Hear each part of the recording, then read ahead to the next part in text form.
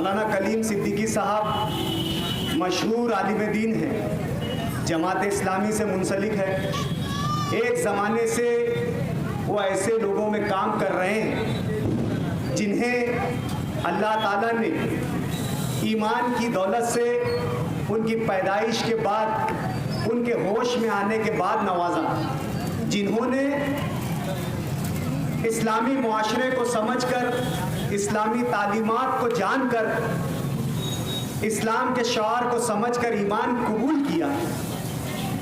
और ईमान कबूल करने के बाद ऐसे लोग जिन्हें समाज और मुआशरे में कई तरह की जो तकलीफ़ें आती हैं, उनको रोज़ी रोज़गार में तकलीफ़ आती है, उनको समाजी ज़िंदगी गुजारने में तकलीफ़ आती है, शादी ब्याह की रस्म रिवाज में, शादी ब्याह मौत मैयत की जो रस्म रिवाज होती है उनसे नाबलद होते हैं। मुआशरा इतनी जल्दी ऐसे लोगों को कबूल नहीं करता।